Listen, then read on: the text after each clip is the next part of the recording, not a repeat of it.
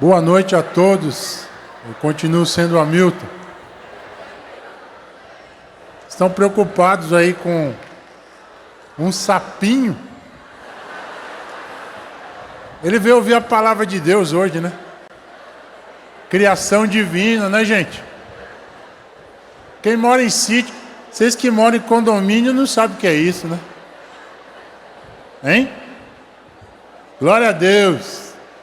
Já teve um amado irmão aí que libertou vocês aí, pegou o sapo, né? Glória ao Senhor. Uma boa noite na paz de Jesus, eu sou Hamilton.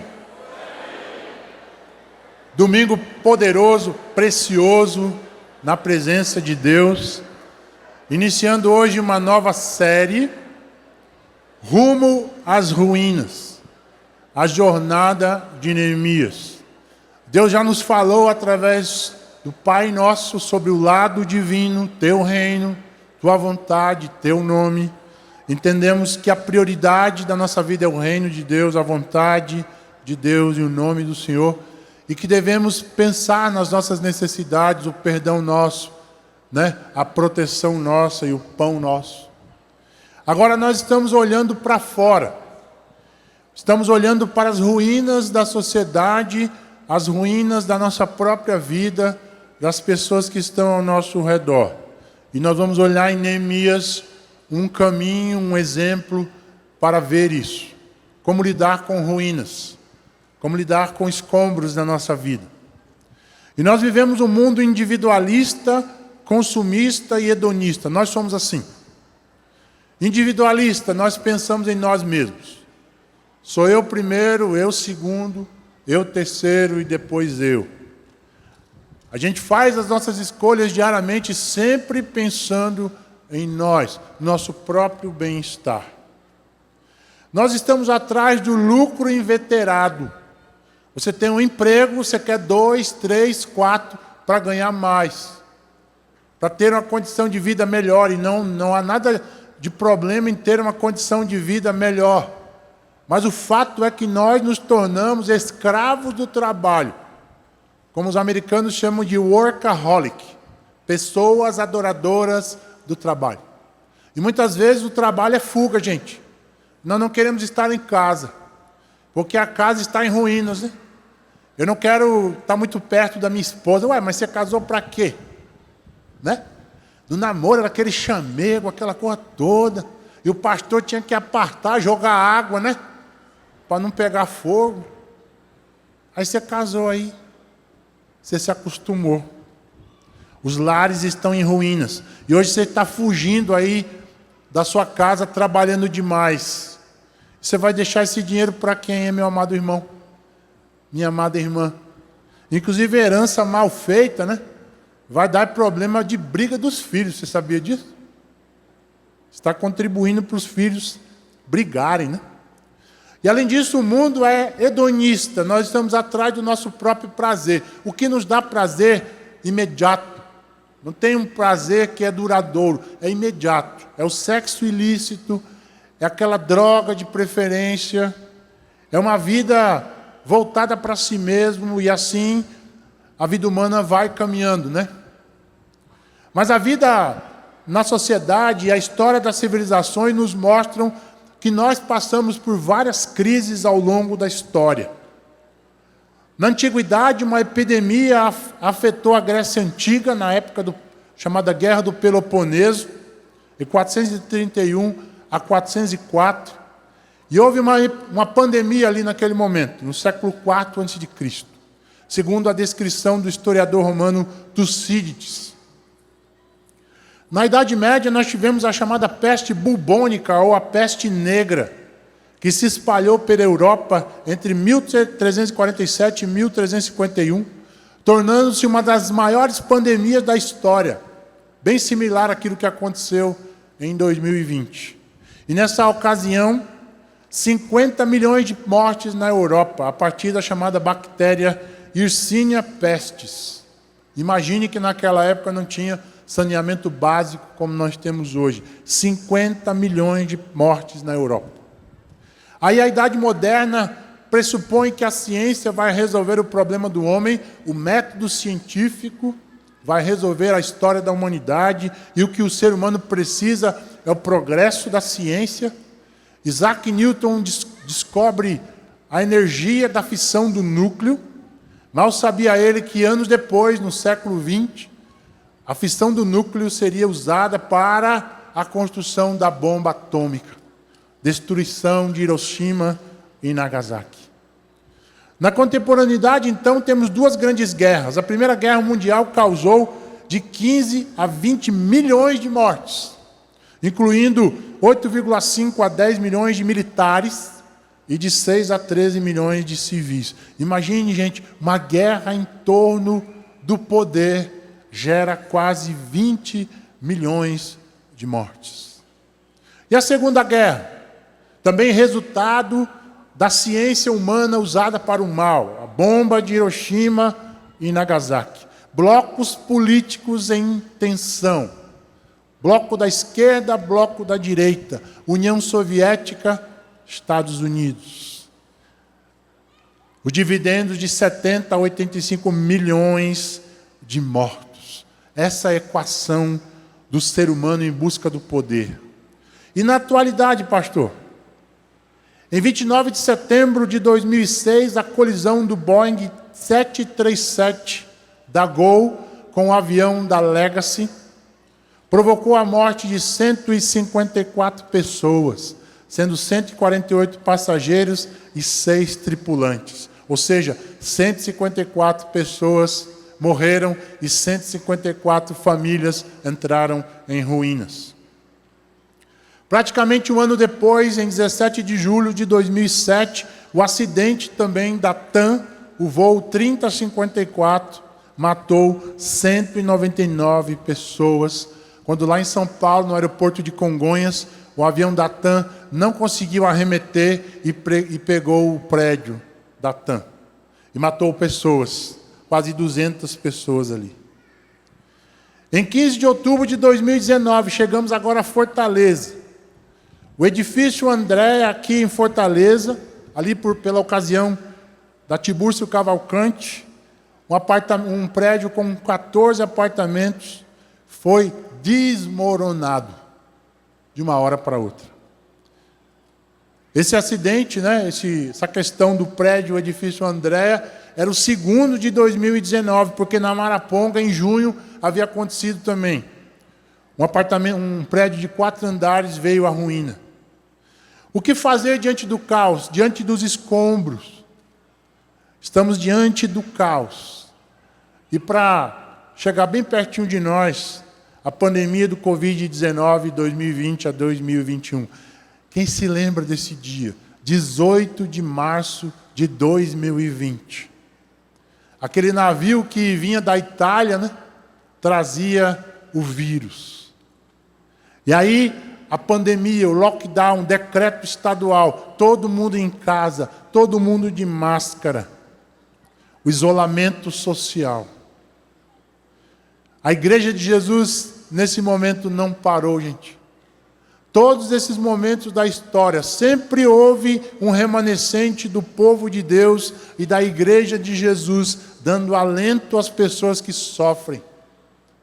E nós vivemos aí os cultos online, Vocês se lembram? Mais Bíblia quarta-feira, os cultos de domingo, GF na tela, GF na telinha. E Deus assim conduziu a Igreja de Jesus, ela não parou por 1 ano e quase 2 anos, aliás. E no retorno em 2021, setembro de 2021, eu me lembro, Estávamos aqui reunidos, todos de máscara. O Baruque foi convidado pelo pastor Armando para a gente recomeçar. As pessoas estavam em ruínas, em escombros, perderam parentes, perderam vizinhos, perderam amigos, o coração doendo. Mas eu me lembro, eu estava aqui nessas cadeiras aí, quando nós começamos a louvar a Deus junto com o Baruque, lágrimas descendo nos olhos e molhando as nossas máscaras. A igreja de Jesus voltou, adorando a Deus, e foi um momento lindo. A igreja de Jesus não para, ela é a agência do reino de Deus e um serviço essencial para a sociedade. Sendo assim, o que fazer diante do caos e das ruínas? O que nós podemos fazer? O individualismo, o consumismo e o hedonismo nada servem nesses momentos, meu irmão. No momento que você vive a ruína, o caos, não há o que fazer com dinheiro muitas vezes. Não há o que fazer em pensar de ter prazer naquele momento. Não há como viver individualmente. Então, as doenças, as patologias sociais que nós vivemos não servem para nada. O individualismo, o consumismo, o hedonismo não serve para nada. Então, nós vamos começar em Neemias hoje uma série, Rumo às Ruínas, a jornada de Neemias. E o que, como crentes em Cristo Jesus, podemos fazer diante do caos instalado na sociedade. Vamos falar hoje da primeira mensagem, orando pela restauração de muros e vidas. E eu gostaria de ler com vocês o texto de Neemias, capítulo 1, verso 1 a 11. Diz o seguinte: palavras de Neemias, filho de Acalias, no mês de Quisleu, no 20º ano, enquanto eu estava na cidadela de Suzã, Hanani, um dos meus irmãos, veio de Judá com alguns homens, e eu lhes perguntei acerca dos judeus que haviam restado, os sobreviventes do cativeiro, e também sobre Jerusalém. E eles me responderam: aqueles que sobreviveram ao cativeiro e estão lá na província, passam, que gente? Por grande sofrimento e humilhação. O muro de Jerusalém foi derrubado e as portas foram destruídas pelo fogo. Quando ouvi isso, sentei-me e chorei. Passei dias lamentando-me, jejuando e orando ao Deus dos céus. Então eu disse: Senhor Deus dos céus, Deus grande e temível, que guarda a aliança e o amor leal para com os que te amam e obedecem aos teus mandamentos. Que os teus ouvidos estejam abertos ou atentos e os teus olhos estejam abertos para a oração que o teu servo faz hoje diante de ti, dia e noite, em favor dos teus servos, povo de Israel. Confesso os pecados que nós, os israelitas, temos cometido contra ti. Sim, eu e o meu povo temos pecado. Agimos de forma totalmente corrupta e vergonhosa contra ti. Não temos obedecido aos mandamentos, aos estatutos e às ordenanças que deste a Moisés, o teu servo. Vamos orar. Senhor, nós estamos diante da tua palavra, tua igreja reunida. Eu peço que o teu Espírito possa iluminar a nossa mente para compreender o que diz a tua palavra. De repente, o irmão, a irmã chegou aqui cabisbaixo, triste, desanimado, sem sentido para continuar, mas que a tua palavra possa falar conosco. É o que eu oro em nome de Jesus. Amém. Para compreender esse momento de Neemias, nós precisamos fazer algumas reflexões em torno da história de Israel. Eu começo falando do chamado pacto de suzerania de Deus com a nação de Israel. A obediência e a bênção versus a desobediência e a maldição. O pacto de suzerania era um pacto que um rei poderoso fazia com um vassalo, que ele achava graça, né? Então ele estabelecia uma aliança. Estabelecia inclusive um documento em que, se ele obedecesse às cláusulas do pacto, ele seria abençoado. Se ele desobedecesse, ele receberia as consequências da sua desobediência. E lá estavam os deveres e os direitos do senhor e do vassalo. Isso está escrito, né, na história da antiguidade, inclusive chamado Código de Hammurabi, também da Babilônia, do mesmo jeito.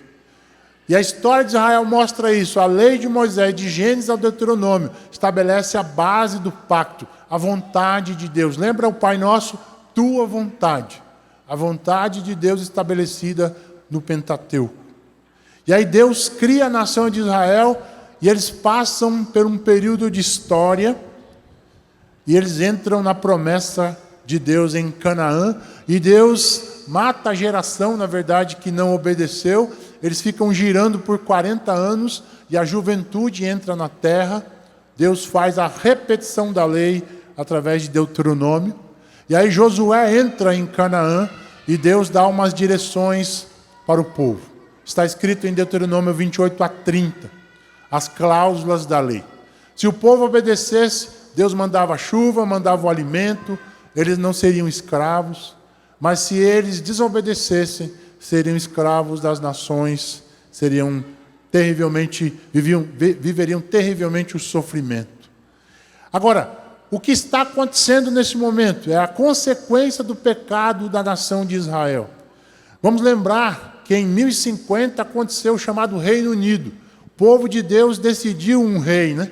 Eles abandonaram o governo teocrático e agora decidiram um rei. Saul, Davi e Salomão é o chamado Reino Unido. Mas Salomão desobedece a Deus, ele se enamora de várias mulheres que o levam à queda. E eu quero abrir um parênteses aqui para a juventude. Amado irmão, amada irmã, não se meta com descrente. Amém? Estou dizendo para casar, tá? Não, pastor, eu vou evangelizar ele. Vou ganhar ele para Jesus e depois eu ganho para mim. Furada. Namoro de descrente, de crente com descrente é antibíblico, é julgo desigual. Aconteceu com Salomão. Salomão namorou com descrente. Sabe o que aconteceu com ele? Se desviou. É mais fácil você abandonar a fé do que trazer ele. Amém, irmãos? Se amém está fraco. Porque se você não ouve a palavra de Deus, você vai bater no GR, vai bater no gabinete pastoral. Pastor, eu quero me divorciar, mas a gente não avisou que não era para casar. Não é não? A Bíblia está clara, mas a gente quer manipular Deus, né? A gente quer fazer Deus nosso sócio. Não dá certo. Você, jovem menina, está na época de pensar em casar. Você, jovem menino, aqui está o arraial de Deus. Amém? Amém? Somos Atos, é o arraial de Deus. Pode ser até de outra igreja também, não tem problema nenhum. É crente em Cristo. Mas as meninas, por exemplo, às vezes não entendem isso. Os meninos não entendem. Pastor, mas ele é tão bonzinho, só falta Jesus. Falta tudo, irmão. Você vai querer adorar a Deus, ele vai querer ir para o cucucaia, não é? Aí lasca, né não? É o novo, né? Eu quero ir para o GR, pastor, ele quer para a farra hoje, ele quer tomar todo. Você não fez a escolha? Hein? Nós estamos alertando você. Aconteceu, o reino se dividiu exatamente por conta desse problema. O reino se dividiu porque Salomão caiu num problema religioso, se afastou de Deus por causa das suas mulheres. O problema econômico, gastou demais o dinheiro, construiu belas coisas, né, um templo riquíssimo, endividou o império. E além disso, o motivo geográfico. Haviam brigas entre o norte e o sul, como nós temos hoje, né? Nordestinos e sulistas, naquela época também. E aí, em 931, o reino se dividiu. Reino do norte, capital Samaria. Reino do sul, capital Jerusalém. Deus usou a Babilônia para punir o povo de Deus. E em 722, Samaria cai. Os samaritanos são resultado desse momento. Os estrangeiros vêm morar em Samaria, se casam com o povo de Deus, aí dá um banzé medonho. É isso que acontece quando a gente sai da vontade de Deus, né? Deus usa a Síria para fazer isso, para dispersar o povo. E aí Deus começa a usar outra nação, a Babilônia. Em 605, a primeira deportação, Daniel e seus amigos são levados para a Babilônia. A segunda deportação, 597, Ezequiel. E 586, Nabucodonosor entra em Jerusalém, destrói o templo, leva os utensílios, queima a cidade, destrói tudo. Isso está O lamento disso tudo está em Lamentações de Jeremias. É o choro do povo. Aliás, é o choro de Jeremias por conta da destruição da cidade, né? 582, os outros restantes vão embora. Mas e agora? A promessa de Deus não vai mais se cumprir? Deus não mais vai realizar o seu plano? Cadê o tabernáculo de Davi? Esse é o grande problema do pós-exílio, né? E aí, em 539, Deus usa Ciro, um descrente, para emitir o decreto de que o povo deveria voltar. E aí acontece então com Zorobabel a reconstrução do templo. Templo de Deus reconstruído. E a religiosidade, né? Só que aí eles pararam, gente. Deus chamou eles para continuar a obra. E Deus tem que levantar Ageu e Zacarias para mobilizar o povo. Começaram a obra, mas pararam, né? Até que 80 anos depois, em 458, Esdras reconstrói a nacionalidade através da lei. Nesse íntere, Esté está no meio, tá? Esté está no meio entre Zorobabel e Esdras. Deus preserva a nação de Israel. Mas e agora faltavam os muros, né? Reconstruir o templo, a religiosidade, reconstrói a nacionalidade do povo através da lei. Eles percebem a sua identidade em Deus, mas eles estavam sem fronteiras, eles estavam desprotegidos. E aí Neemias é chamado por Deus para reconstruir os muros, a independência, a soberania da nação de Israel. E aí a oração é a saída de Neemias. Por isso que vamos falar hoje. Em resumo, a oração verdadeira nos faz encharcados do amor de Deus.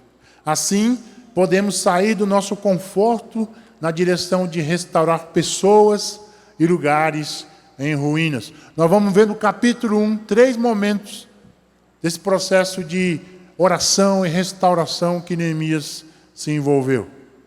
Primeiro momento, vamos ver quando a nossa vida está confortável. Olha a situação de Neemias, no capítulo 1, verso 1. Palavras de Neemias, filho de Acalias, no mês de Quisleu, no 20º ano, enquanto eu estava na cidadela de Suzã. O mês de Quisleu, nós não sabemos porque o nosso calendário é o calendário gregoriano, né? Mas o calendário civil judaico, o mês de Quisleu é o mês de novembro e dezembro, né? Entre novembro e dezembro, exatamente o momento que nós estamos vivendo aqui, 2025, aqui no Brasil, né? Mês de Quisleu, novembro e dezembro. Final do ano, estação do outono e inverno, momento de estação tipicamente necessária para reuniões, final de ano, reflexões. E é o momento da angústia de Neemias. Neemias está no final do ano angustiado. Você está angustiado hoje? A citação imediata do tempo, em 2:1, vai mostrar que ele sai para cumprir o propósito de Deus no mês de Nisan, que era o 4º mês, né? Aliás, abril, março, abril. Então ele ficou de Quisleu a Nisan, ou seja, 4 meses vivendo aquela angústia, de saber ou de pensar como o seu povo estava. O 20º ano, qual é? É o 20º ano do rei Artaxerxes I, provavelmente em 445 antes de Cristo. Onde ele estava nesse momento de angústia? Estava na cidadela de Suzã. Olha esse mapa aí do Império Medo-Persa. Veja que Suzã ali, ó, é a capital de Elão. E lá em Suzã ele estava numa fortaleza, estava numa casa de veraneio, vamos assim chamar, vai mostrar para você ali, ó. Suzã era uma antiga cidade do Oriente Próximo, né? Capital de Elão, 250 quilômetros a oriente do Tigre, que hoje atualmente é o Irã lá, tá? Mas lá ainda é um sítio arqueológico. Alguns arqueólogos franceses fizeram estudos lá no século XVI, século XVII. E essa cidadela era o lugar onde Neemias estava morando. Situada a 320 quilômetros da Babilônia, era a capital de veraneio dos reis persas. Olha aí, gente. Para nós é como se Neemias estivesse morando no conforto de um arranha-céu da beira-mar. Quem queria morar na beira-mar? Neemias morava na beira-mar. Ele morava num arranha-céu, numa fortaleza muito bonita. É como se nós hoje tivéssemos a cara de veraneio no Cumbuco, no Porto das Dunas. Tivéssemos uma casa no Golfville. Olha, no Alphaville. O que você acha de morar lá? No conforto desse lugar, ele se preocupa com o povo de Deus. O que você pensaria morando numa casa bonita dessa no Porto das Dunas, por exemplo, né? Casa quitada, casa paga, com poder e autoridade. Será que você pensaria em outras pessoas? No conforto de um lugar desse, o que vem ao seu coração? O problema talvez não está no conforto do lugar, mas às vezes na mesquinhez do nosso coração. Lá Neemias tinha tudo, mas ao redor o seu povo não tinha nada. Capítulo 1, verso 11, parte C, diz que ele era copeiro do rei. O copeiro do rei era um funcionário de alto escalão, que era responsável por provar a comida e a bebida da mesa do rei, porque algum rei inimigo poderia tentar envenená-lo, né? E o copeiro do rei tinha essa, às vezes, alegre e triste experiência, né? Se o vinho fosse bom e não tivesse envenenado, maravilha. Mas se o vinho tivesse envenenado, ele morreria. Então era uma profissão de perigo, né? Mas também era uma profissão de autoridade e de influência na corte. Neemias estava lá, como copeiro do rei, servindo, cuidando do rei Artaxerxes I, numa casa de veraneio, tudo tranquilo. Da casa de veraneio no Porto das Dunas, para nós hoje, ou de um lugar de autoridade e prestígio, Deus nos faz olhar para o Ancuri, para essa comunidade que está aqui ao nosso redor. E Deus nos inquieta como inquietou o coração de Neemias. Enquanto há paz aqui na nossa casa, pessoas estão matando e morrendo ao nosso redor. Do caos de um assentamento a um arranha-céu da beira-mar, gente, as pessoas estão em ruínas. As famílias estão quebradas. Talvez a sua casa esteja quebrada. Talvez o seu coração esteja em ruínas hoje. E algumas inquietações vêm ao coração de Neemias. A primeira inquietação: como estão as pessoas ao meu redor? Olha o verso 2 e 3. Anani, um dos meus irmãos, veio de Judá com alguns homens, e eu lhes perguntei acerca dos judeus que haviam restado, os sobreviventes do cativeiro, e também sobre Jerusalém. E eles me responderam: aqueles que sobreviveram ao cativeiro e estão lá na província, passam por quê, gente? Por grande sofrimento e humilhação. Neemias estava no Porto das Dunas, mas tinha gente no Ancuri sofrendo, seu povo, sua parentela. Interessante que ele recebe essas informações do seu irmão Hanani. E olha o que significa o nome de Neemias. O nome de Neemias no hebraico significa conforto de Deus ou confortado por Deus. Ele pensa sobre as ruínas, mas ele é o sinal do conforto de Deus para o seu povo. Ele era filho de Acalias e provavelmente pertencia à tribo de Judá. Seus ancestrais residiam em Jerusalém antes do seu serviço na Pérsia. O seu irmão afirma que a sua família e o seu povo que sobreviveram estavam tristes, estavam em ruína, gente, em grande sofrimento e em grande humilhação. Fazendo algumas reflexões sobre as ruínas que nós vivemos enquanto sociedade.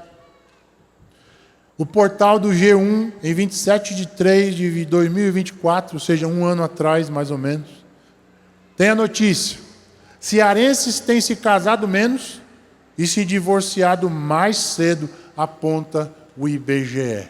Ou seja, as pessoas estão casando menos e se divorciando mais.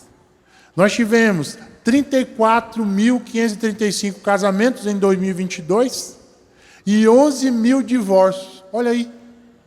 As pessoas estão casando menos e se divorciando mais. Além disso, dados de 2.000 divórcios extrajudiciais, ou seja, não precisou do juiz, foi no próprio cartório. E a gente pensa então, irmãos, que a sociedade, cuja célula principal é a família, está quebrada. Como as pessoas estão vivendo ao meu redor? Minha família, meus amigos, meus parentes, meus vizinhos. Você olha, gente, é o caos instalado. Sabe aquela madrugada que você ouve um quebra-pau dos seus vizinhos? Já teve essa experiência de presenciar do seu quarto casais brigando? O seu vizinho, da esquerda, da direita, da frente, de trás. A economia, você vai hoje, gasta R$500 numa feira, semana que vem é 550. Misericórdia, né, pastor? E o café cada vez mais caro. Está difícil agora oferecer café para as pessoas em casa, né? Gourmet piorou, né? Gourmet está 35, gente. Oferecer um café gourmet é dizer assim, eu te amo profundamente. Não é não? Se no conviver você receber algum cafezinho gourmet aí, é amor profundo. Segunda inquietação. Ele perguntou, como estão as pessoas agora? Como está a minha cidade? Olha o capítulo 1, verso 3. O muro de Jerusalém foi derrubado e as suas portas foram destruídas pelo fogo. Na antiguidade, os muros, gente, não eram simples barreiras físicas. Os muros representavam proteção, representavam, que aquela cidade estava tranquila e segura. Significava segurança, identidade, prosperidade e poder. Olha o que o Salmo 51, 18 diz. Faze o bem a Sião, segundo a sua boa vontade. Edifica os muros de Jerusalém. Os muros de uma cidade significa aquela cidade sem segurança, sem proteção, sem identidade, sem prosperidade. Qualquer momento as pessoas poderiam invadir aquela cidade. Então nós vivemos um mundo sem muros. Muros quebrados, muros em ruínas. Vamos então pensar um pouco sobre o mundo agora, para a gente chegar aqui em Fortaleza. Em 2025, mais de 690 milhões de pessoas, gente, vivem na extrema pobreza. Sabe o que é a extrema pobreza? Pessoas que vivem com 2,5 dólares, aliás, 2,15 dólares por dia. 2 dólares e 15 centes. R$10 mais ou menos. 9, R$10. Imagine alguém viver com R$10 por dia, hein? E a previsão é que 808 milhões vivam com menos de 3 dólares por dia. R$12. O que você faz com R$12 hoje no Brasil, hein? Você compra, nem uma quentinha você compra, não é? Quentinha está 14, 15, né? No Brasil, de acordo com o IBGE, o número de desempregados chegou a 15,2 milhões no primeiro trimestre, dado de 2021. Pasmem vocês, os mesmos dados de 2025 são os mesmos. 15 milhões de desempregados. Muitos deles nos sinais, né? Que a gente passa na cidade. E o Ceará, pastor? Segundo o guia do Ministério Público do Ceará, um relatório chamado População em Situação de Rua, de 2025. Em 2012, então, um estudo de 10 anos para trás, mostra que nós tínhamos, em 2012, 90.480 pessoas morando na rua. 10 anos depois, em 2022, 281.472 pessoas morando na rua. E como estamos em 2025? Eu apontaria para 300 mil pessoas vivendo na rua no estado do Ceará. E a segurança pública, pastor? 2025 já temos registrados 2.239 crimes violentos, letais e intencionais. Dados da Secretaria de Segurança Pública do Estado do Ceará. Em setembro, já temos, dados de setembro, 269 pessoas mortas de forma letal e intencional. Que mundo é esse, gente? E em Fortaleza, nossa Suzã. Talvez a sua Suzã, seu apartamento, sua casa, sua tranquilidade, é a nossa Suzã. É a nossa tenda bonita, é a nossa casa maravilhosa. Saindo de Suzã, a nossa Jerusalém é Fortaleza. Particularmente o Ancuri, Santa Rosa e bairros ao nosso redor, como Pacotê e tantos outros. No universo de 121 bairros de Fortaleza, nós temos aqui mais ou menos 2,5 milhões de habitantes. E, pasmem vocês, nas vias públicas da quarta capital do país, pelo menos 7.666 famílias andando no meio da rua, dados de 2024. Isso equivale a quase 10 mil pessoas, gente, andando em Fortaleza, sem um teto. Dados do Diário do Nordeste, de 1º de dezembro de 2024. Chegando mais perto de nós agora, as 2 semanas passadas, a Defensoria Pública do Rio de Janeiro informou na manhã de quarta-feira, dia 29, que já passa de 130 o número de mortos após a mega operação da polícia no Complexo da Penha e do Alemão. Nós vivemos o caos. Nós vivemos ruínas. Nos falta segurança, a dimensão protetiva. Nos falta a identidade, a dimensão emocional. As pessoas estão depressivas. Os consultórios de psicologia lotados. É gente medicada o tempo todo. Eu recebi uma pessoa medicada hoje, lutando com um drama. Qual é o drama que você está vivendo? Qual é o drama que as pessoas estão vivendo? A identidade, a dimensão emocional. Os adolescentes vão falar isso no acampamento, né? A prosperidade, nos falta a dimensão econômica. O caos econômico instalado. E a dimensão do poder, muros quebrados. A dimensão da soberania. Quando você ouve tudo isso, você fica assim, né? Pasmo. Se você assiste jornal, eu peço para você não assistir muito, porque senão você vai ficar amufinado, sem forças, para pensar. E o que fazer, pastor, diante disso? Eu não tenho muita coisa para resolver esse problema aí. Inclusive, eu não sei nem como resolver os meus, né? Olha o que Madre Teresa de Calcutá disse. Nem todos nós podemos fazer grandes coisas, mas podemos fazer pequenas coisas com grande amor. Quem sabe um cafezinho você pode oferecer para alguém da comunidade. Amém? Quem sabe um ombro amigo para alguém da sua família que está longe. Faz tempo que você não fala, né? Pastor, tem uma pessoa na minha família que dá um trabalho medonho. E esse cara está tirando o nosso juízo. Essa mulher está tirando o nosso juízo. Quem sabe é o momento de andar a segunda milha. E oferecer nesse final de ano um abraço a essa pessoa. Que tal, hein? Pequenas coisas com grande amor. Quando Neemias recebe essas informações, olha a resposta dele no segundo bloco agora. A resposta de Neemias diante das ruínas do seu povo e da sua cidade. Capítulo 1, verso 4. Quando ouvi isso, sentei-me e chorei. Passei dias lamentando-me, jejuando e orando ao Deus dos céus. Ele passou essa angústia, irmãos, por pelo menos 4 meses.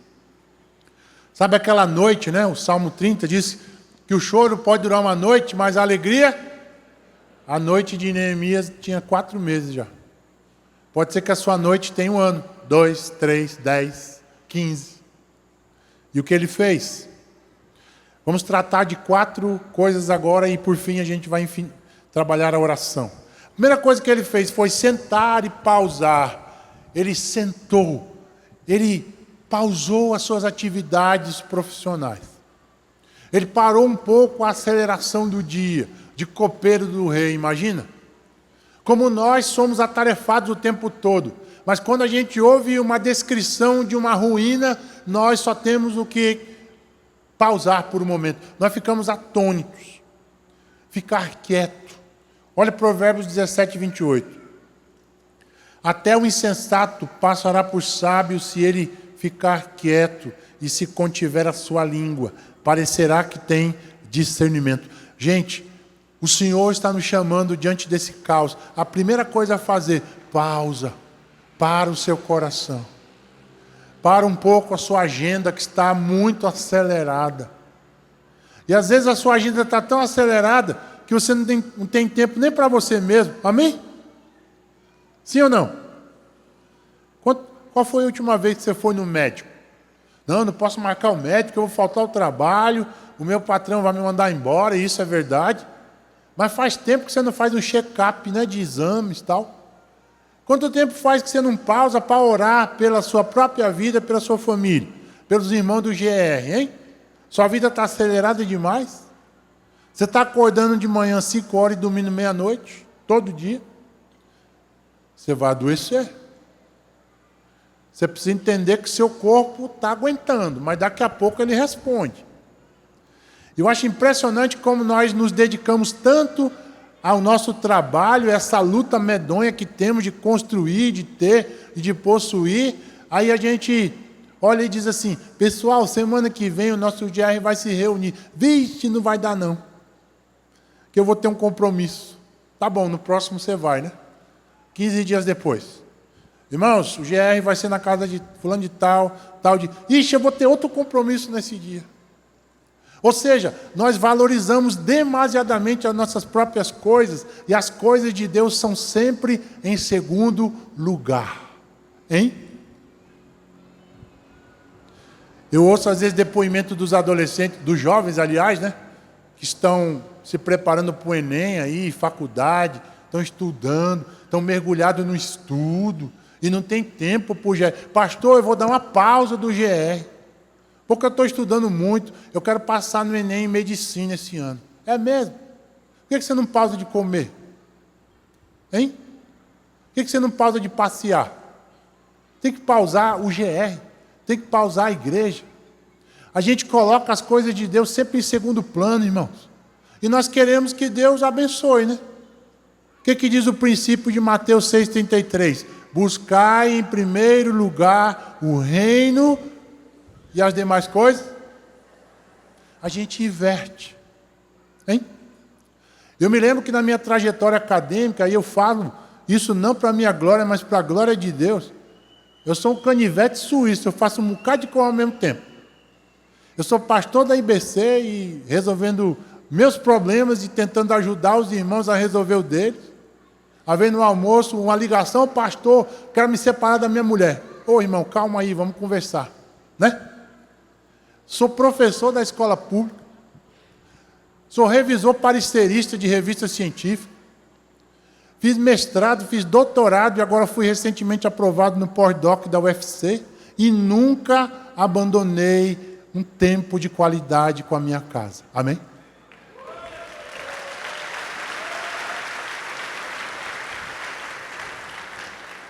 Aí eu ouço um jovem dizer, pastor, não vou para o GR porque eu tenho que estudar. Meu irmão, estude no horário certo, para com isso. Nós temos que parar de dar desculpa para Deus que nós não temos tempo. A questão não é ter tempo, é saber gerir o seu tempo. Para com isso, irmão. Para que dizer que não tem tempo para Deus. Mas você tem tempo para o estudo, para o trabalho e assim por diante. Eu me lembro que nessa trajetória minha, até o doutorado, agora o pós-doc o ano que vem, eu não preteria um momento de comunhão com o GR. Inclusive o GR me fortalecia para eu conseguir prosseguir, amém? Você que é jovem, está estudando para o Enem, ouça isso aí. O GR vai te fortalecer emocionalmente, para no dia da prova você ficar bem. É o contrário. Quanto mais de Deus, mais equilibrados. Quanto mais de nós, menos equilibrados. Amém, irmãos? Eu não entendo as pessoas dizer que não tem tempo. A questão está na gestão do tempo. Leitura bíblica, prioridade, vou colocar na minha agenda. Comunhão com a família, com os amigos, com os pais, com as mães, com a vovó. Tem tempo para todo mundo. E eu diria que não ter tempo para Deus é perda de tempo.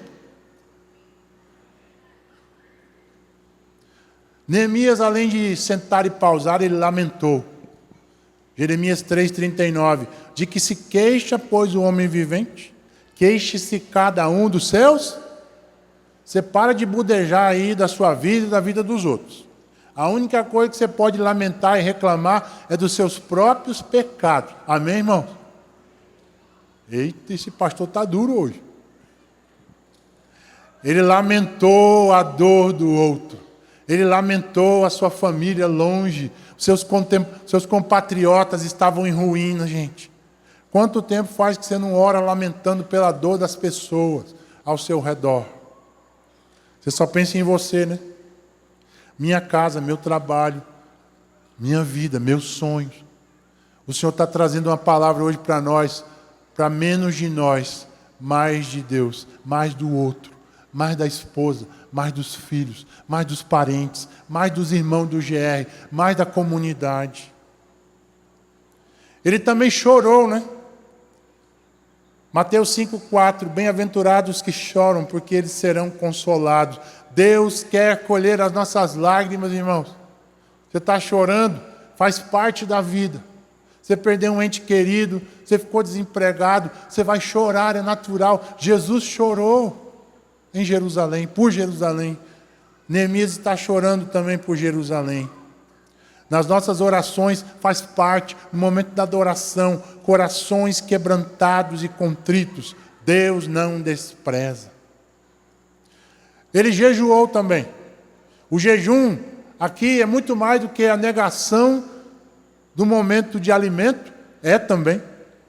Mas junto a essa negação do alimento é a palavra de Deus e oração. Jejum, ficar sem comer, sem ler a Bíblia, sem orar e passar fome. Para com isso. Jejum tem que ter consagração a Deus. Mas olha o que Isaías 58, 6 e 7 diz. O jejum que desejo não é este. Não é este. Soltar as correntes da injustiça, desatar as cordas do jugo, pôr em liberdade os oprimidos e romper todo jugo. Não é partilhar a sua comida com o faminto, abrigar o pobre e desamparado, vestir o nu que você encontrou e não recusar ajuda ao próximo. O povo nessa época estava ficando sem comer, adorando nas festas de lua nova, mas estavam vivendo uma vida corrupta, uma vida de enganar a Deus. Nós não podemos enganar o Senhor. Ele conhece o nosso coração hoje. Talvez o jejum que possamos fazer hoje aqui é daquilo que está nos escravizando, hein? O que está te escravizando durante a semana? Quem sabe um jejum de celular essa semana, hein, irmãos? Ixi, pastor. Hein? Um jejum de Instagram, o que você acha? Ixi, pastor pegou na veia. Um jejum de falar mal dos outros. Você não vai fazer churrasquinho dos pastores da IBC essa semana, amém? Nem dos irmãos do GR. Jejum é renúncia, é consagração, é renúncia da carne, daquilo que nos escraviza, para celebrar e adorar a Deus. Quem sabe, hein? Aquilo que está te escravizando, você tem que pausar nessa semana aí. Pastor, é comida, viu? Estou comendo muito porque estou ansioso. Estou vivendo um momento difícil. Tribulação, angústia. Quem sabe? E aqui vale a reflexão do que Jesus disse. Quando você renuncia à sua própria vida, Deus te abençoa, né? Eu me lembro que cheguei aqui em 2008, como diz o cearense, sem um pau para dar no gato. Liso igual Mussum. Olha. Eu sozinho e a minha amada esposa, né? Anos depois, 18 anos depois, vendo a minha vida corrida hoje, dando conta do trabalho, do rebanho, da minha carreira acadêmica, como eu disse, fui aprovado para o pós-doc. Eu fico pensando assim, como é que Deus olha para mim, não porque tenho méritos, mas Ele tem me dado graça para entender que quando eu renuncio à minha própria vida, Ele está sendo glorificado através de outras pessoas. No aniversário da Gabi e da Giovana, elas têm a peculiaridade de terem nascido no mesmo dia, né? Foi um presente divino. A Giovana, 9 anos, tentando ela, e a gente não acreditava mais. Pensamos em adoção, Deus não mandou. Aí a minha esposa desistiu. Quando ela desistiu, se sentiu mal, disse assim: rapaz, você está grávida? Não estou não, já fiz tanto teste, né? Aí eu comprei um teste para ela, ela não quis fazer. Fomos para o feriado do carnaval. Quando voltamos, recebemos uma ligação de alguém dizendo: tínhamos uma criança para adoção. Ela disse: eu não posso fazer isso. Meu marido acha que eu estou grávida. Deixa eu fazer o teste. Quando fez o teste, 2 pauzinhos, estava grávida. Né? Amém? Giovana nasceu 30 de setembro de 2018. A minha esposa é de 30 de setembro, no mesmo dia. Deus carimbou o milagre, trazendo ela para nascer no dia do nascimento, do aniversário da Gabi. E agora, celebrando 7 anos, no momento ali de cantar os parabéns, eu olhando aquela multidão de pessoas ao redor, cantando parabéns para a Giovana, e adorando a Deus e orando por mim, pela Gabi, porque somos pessoas que estamos influenciando o rebanho de Deus. E aquelas pessoas que ali estavam, eu vi o princípio de Jesus: se o grão de trigo caindo na terra não morrer, ele fica só, mas se ele morrer, ele dá muitos frutos. Os frutos, irmão, da sua vida vão acontecer quando você renunciar à sua própria vida, seu próprio prazer. Sabe aquele domingo que você está tranquilo, com a perna para o ar lá na rede? Que tal você vir no Geração Futuro, hein? Um domingo por mês. Aquele dia que você está de boa, rapaz, tem um irmão do GR precisando de uma ligação. Liga para ele. Tem uma ação na Fundação Batista. Está precisando de gente. Sou eu, pastor. Eu quero ir. Então a questão não é ter tempo, mas é fazer o tempo. E eu diria ainda que não existe distância, tá, gente? Porque a distância é a distância da vontade. Como assim, pastor? Você se lembra quando você namorava com a sua namorada, ou a namorada com o namorado? Você morava na Messejana, ela morava lá no Conjunto Ceará. A 4ª etapa, viu? Hein? Você pegava o cambão, ia bater lá, 50 minutos depois, para namorar, não é? Aí para visitar um irmão, para ir no GR. Vou não, é longe. Hein? A distância é da vontade. Vamos parar de dar desculpa. Não é que eu não posso ir, é que eu não quero, é mais fácil. Vamos ser sinceros. Não, pastor, está longe, eu não vou não. Então você está sendo sincero. Olha o que Albert Einstein disse: somente uma vida vivida para os outros é uma vida que vale a pena. Eu pergunto para nós: como temos vivido neste mundo acelerado? Penso só em mim, ou tenho sensibilidade para ver a dor do outro a partir da minha própria casa? Do que me lamento diariamente? Por que estou chorando nesses dias? E qual é o jejum que eu preciso fazer nesses dias? O que está me escravizando a viver de maneira ensimesmada? Meu trabalho, meus sonhos, meus projetos, meu. E a gente não cresce, né? Porque isso é da criança. Meu. E por fim, a oração de Neemias no horizonte da restauração de muros e vidas. Capítulo 1, 5 a 11.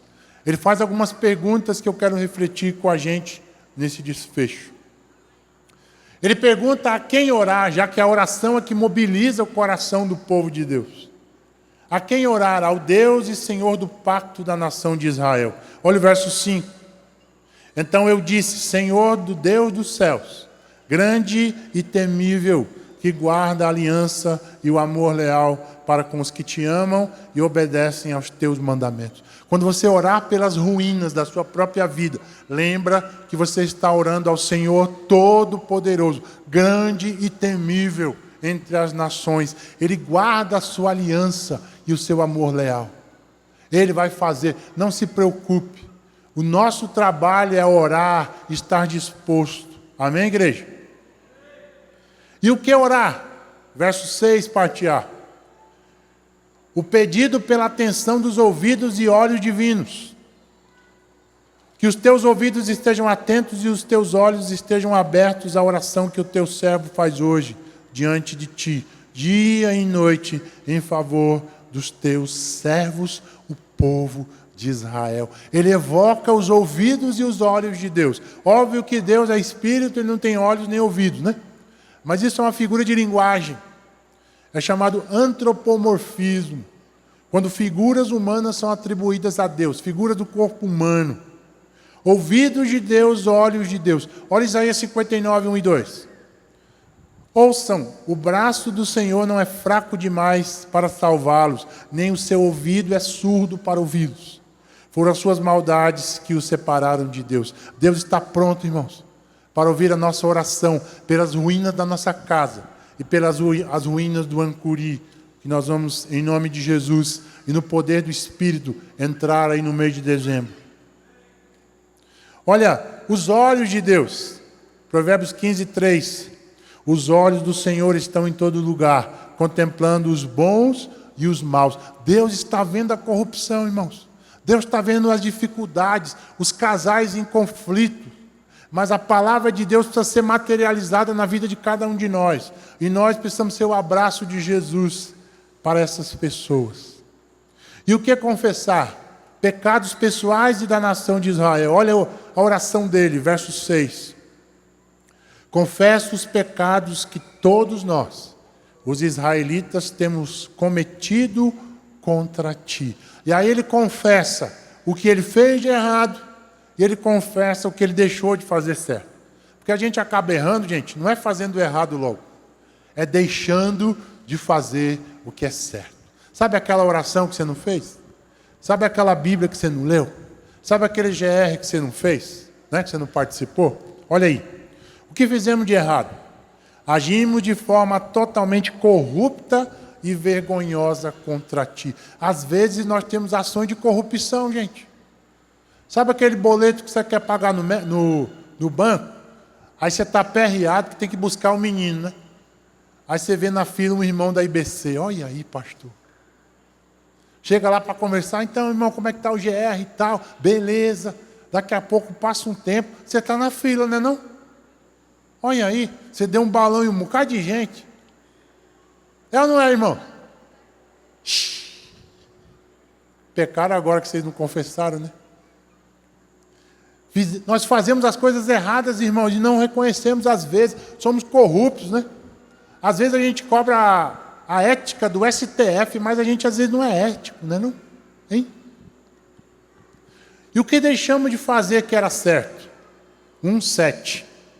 Não temos obedecido aos mandamentos, aos estatutos e às ordenanças que deste a Moisés, o teu servo. Estamos desobedecendo a palavra muitas vezes, né? E o que pedir a Deus do pacto? Lembra a tua aliança, Senhor, e traz o teu povo de volta. Neemias chama a atenção para que o povo volte. Ele ora a Deus.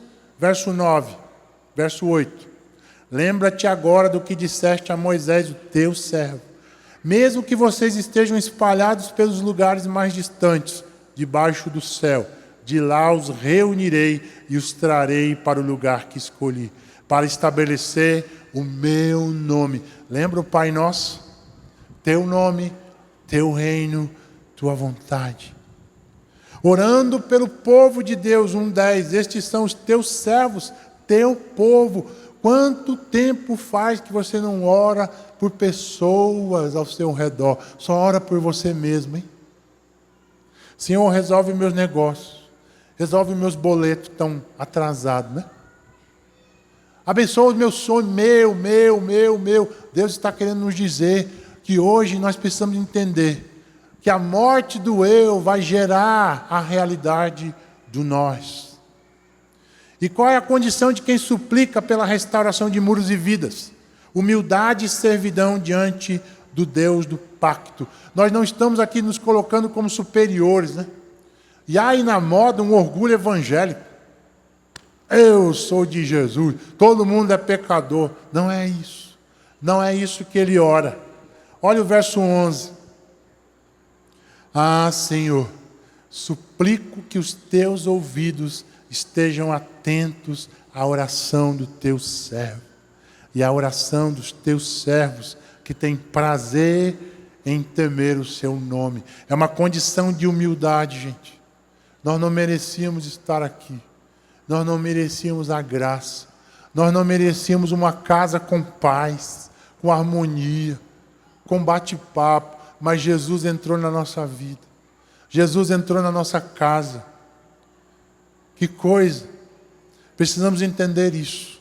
E ao longo desse mês vamos continuar essa série. Hoje falamos sobre orando, sobre restauração. Vamos falar sobre planejar, sobre inspecionar e sobre vivenciar a obra. Mas quem Deus é para mim? O Senhor soberano ou um Deus que é meu sócio? O que Ele quer de mim? Ele quer que eu ore pela restauração de muros e vidas. O grupo de louvor pode subir. 2 Crônicas 7,14 diz: se o meu povo, que se chama pelo meu nome, humilhar-se e orar, buscar a minha presença e afastar-se dos seus maus caminhos, e eu os ouvirei dos céus, perdoarei os seus pecados e restaurarei a sua terra. Imagine a cidade de Fortaleza rendida aos pés do Senhor.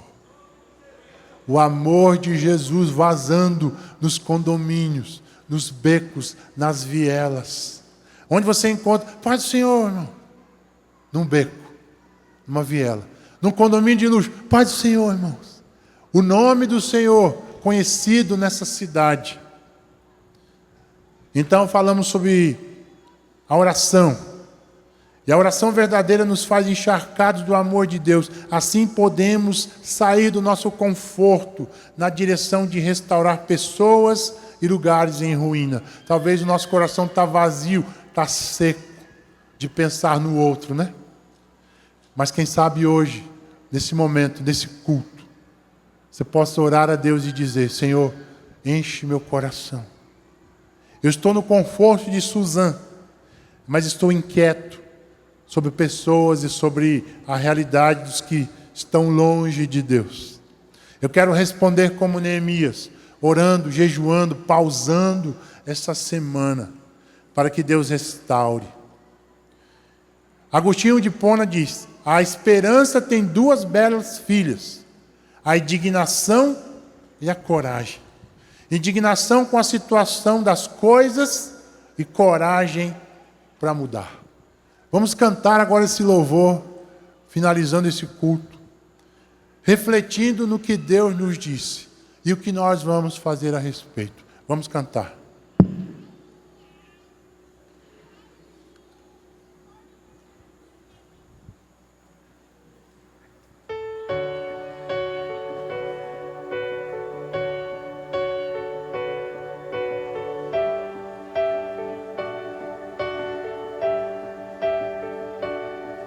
Confiando em nosso Deus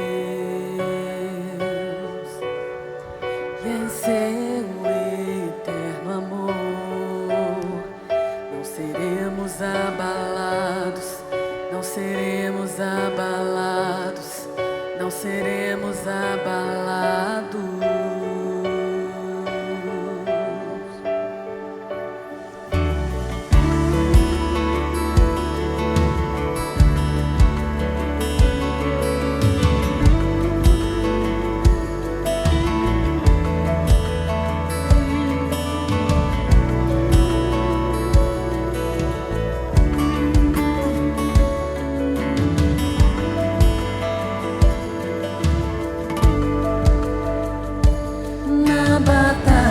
Permaneceremos em fé. Vamos responder ao Senhor com essa canção. Se exércitos se erguerem contra nós, não seremos abalados, não seremos abalados, não seremos abalados.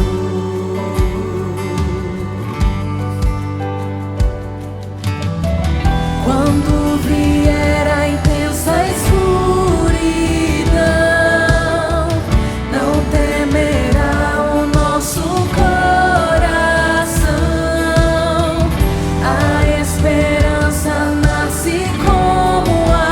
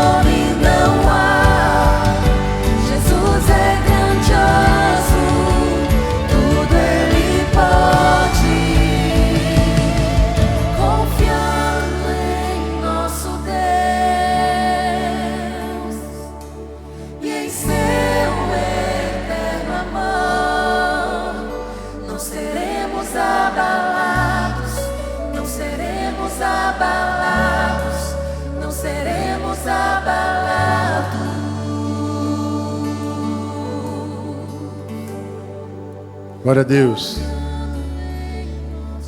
Continuemos esse espírito de oração cantando.